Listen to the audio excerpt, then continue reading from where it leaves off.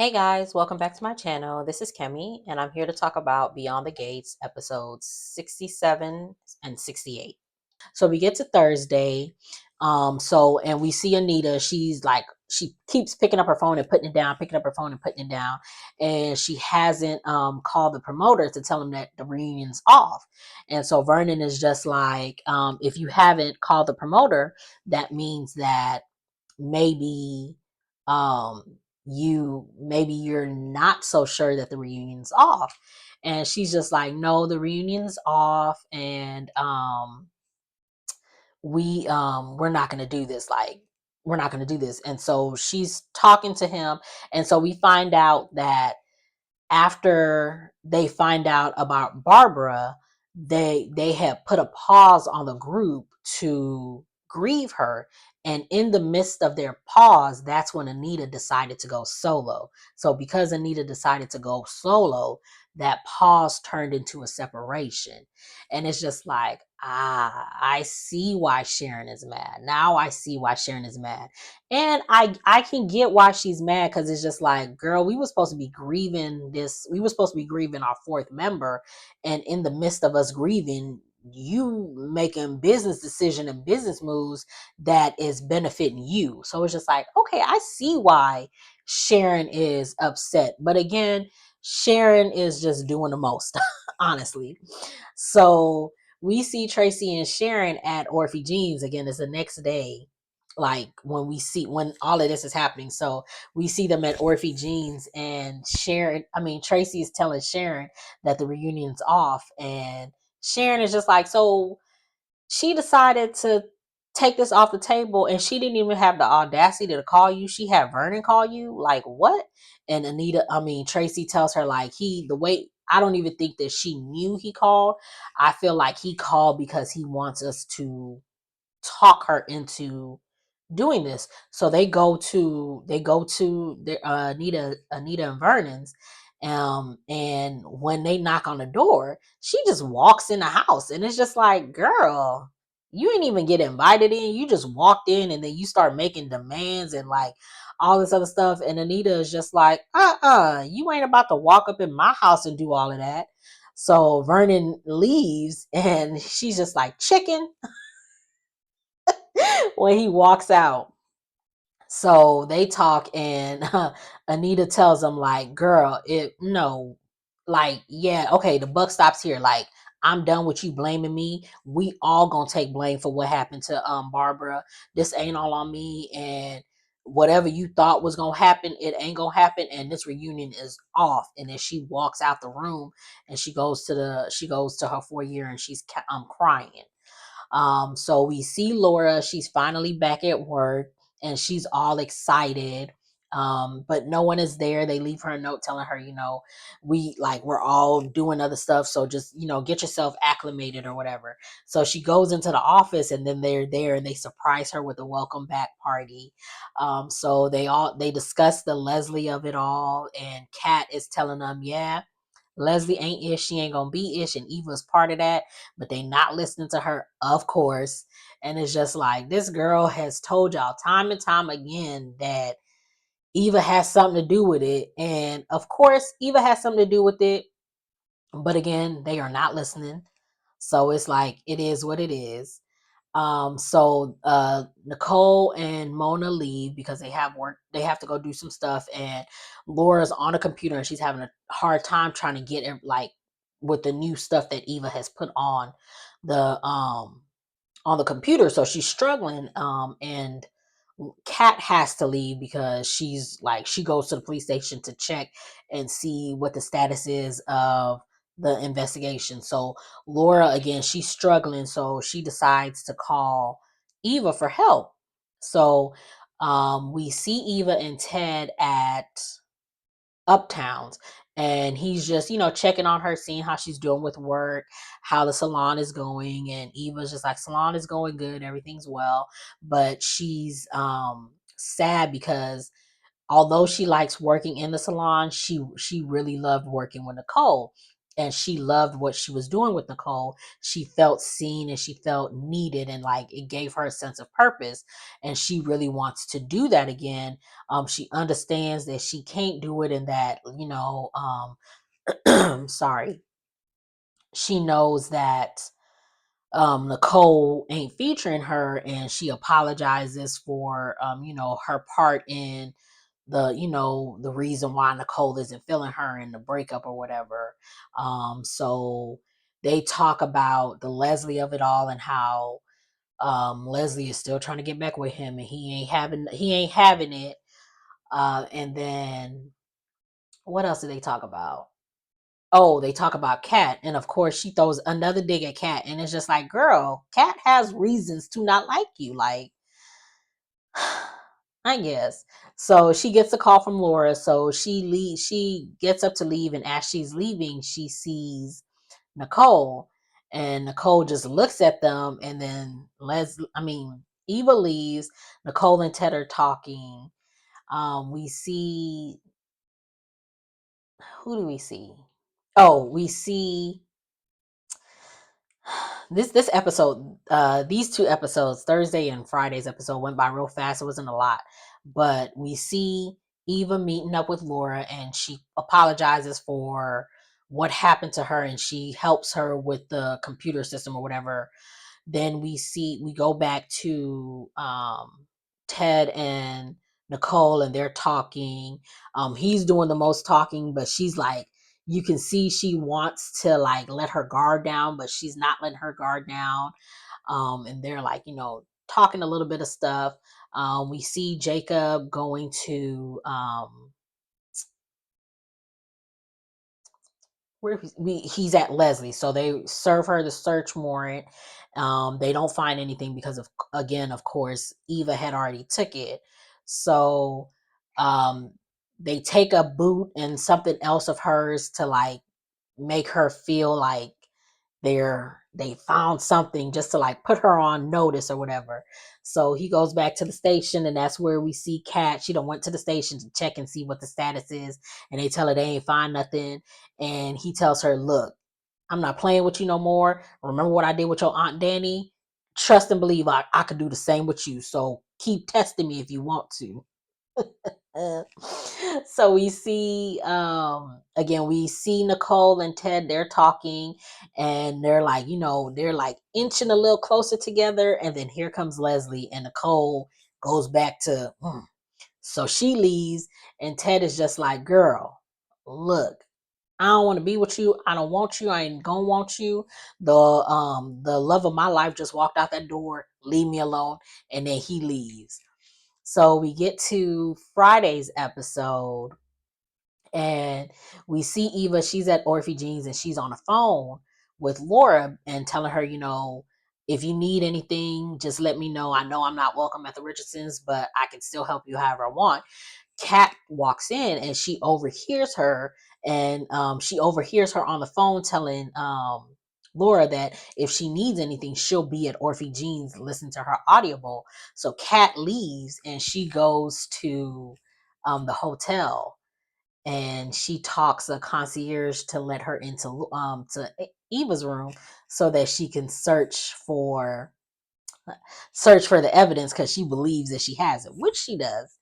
So then we see Eva. She's still at Orphe Jeans, and she's listening to the audiobook, and Tomas pulls up on her, and he sits, and they talk about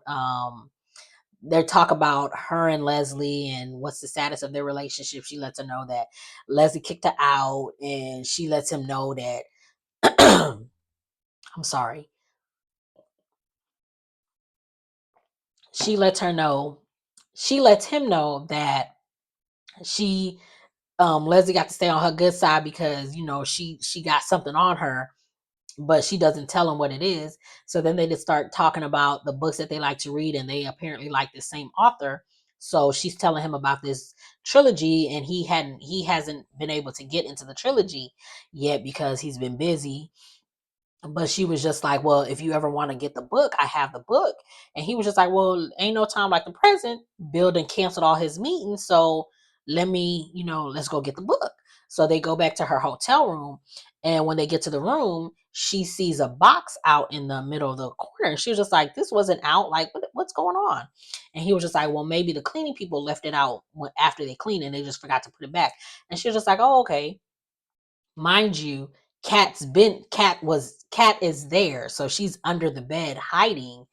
And Les Eva gives Tomas the book, and they're talking, and they hug, and as they hug they pull away, and then Eva comes to kiss Tomas, but Tomas pulls back, and he was just like, yeah, nah, Cat got my heart, X, Y, and Z, and Cat's under the bed listening, and she's just like, oh, he really likes me. And it's just like, no, because just last week this man was talking about how he don't see himself as your boyfriend.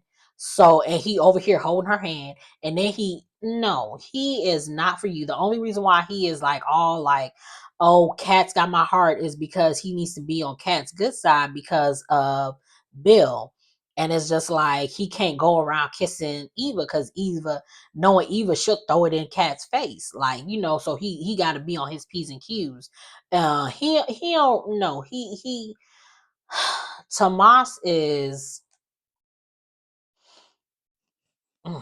I just need. So Tomas lets her know that he still got her back and he's still gonna be her friend, and she's just like, let's please don't tell anybody about this. And he was just like, I'm good, we all gonna be good. He leaves, she gets on the bed.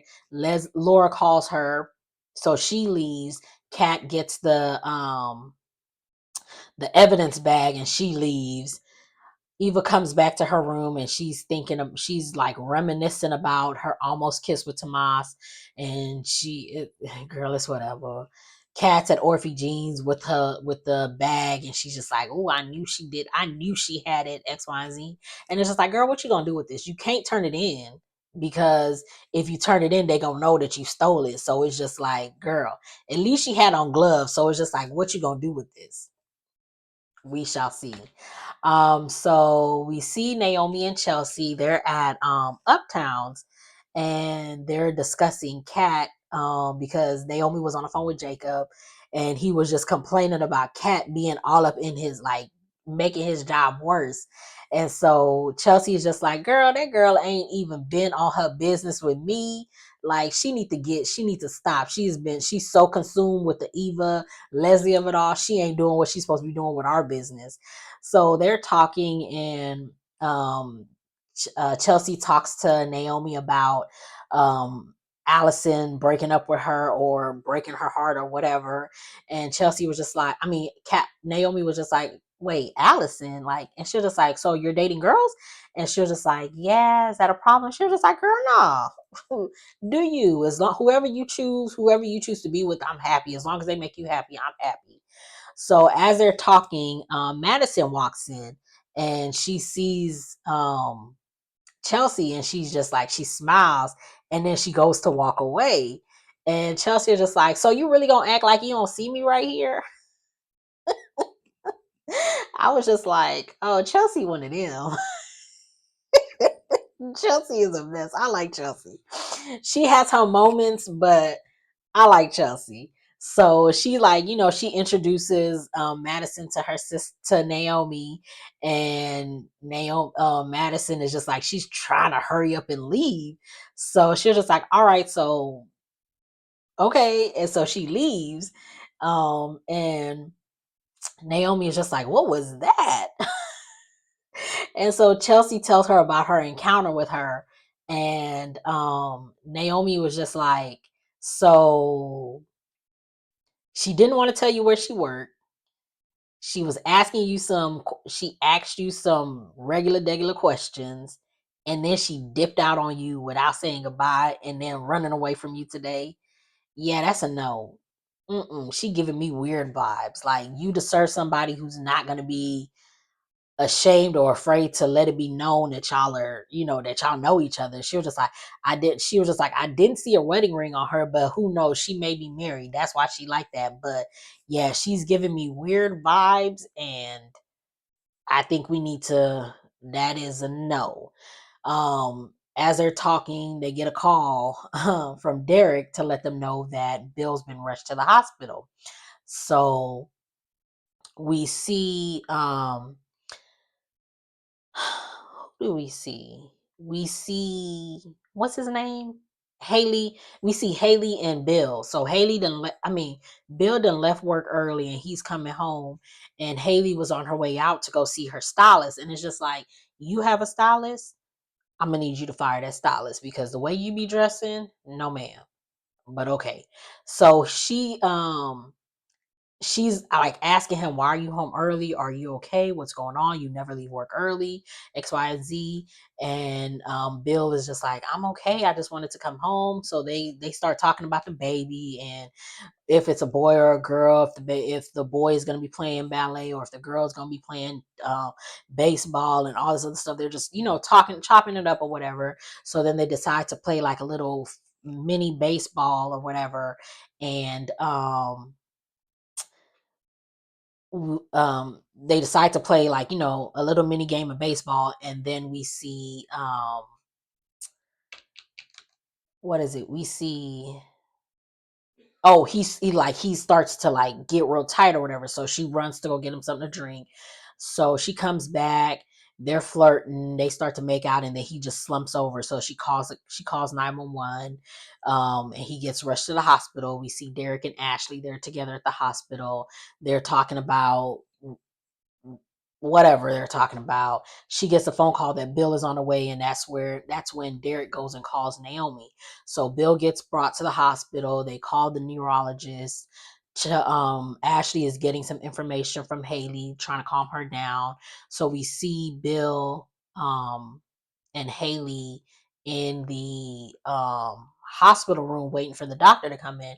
And then the doctor comes in, and it's Madison, old girl that Chelsea was talking to. So she's the neurologist. So we are about to see what's about to happen. So we see Vanessa and Joey. She's at the club. She's at his gambling spot or whatever, and they're talking about their night together. And he keeps looking at his watch, or he keeps doing something. And she's just like, "Am I boring you, or are you waiting on somebody?" And he was just like, "Yeah, I'm waiting on somebody. I'm waiting on your husband." And she's just like, "You waiting on Doug? Why are you waiting on Doug? What is this?" So Doug comes in, and Joey lets it be known that Doug done racked up $500,000 worth in debt. And Vanessa's just like, "You a gambler and you ain't let me know? Like, what is wrong with you? Why you racked up that much money? Why didn't you come to me sooner?" And it's just like, he did try to come to you, and you brushed him off. And then when he tried to come to you again, you brushed him off again. So calm down. You were so happy about being a little trollop that you wasn't paying attention to your husband. But again, Doug, you wrong. $250,000 worth in debt? You are crazy. So Vanessa is just like, "So you want me to write you a check? Is that what this is?" And he was just like, "No, it's not. We coming with a plan." And she was just like, y'all not about to wash money through my company." And Joey's just like, "Okay, so we see who's the smart one in the bunch, in the family." I was just like, oh my goodness. So Doug is just like, "I'm not gonna sit here for this," and then he leaves.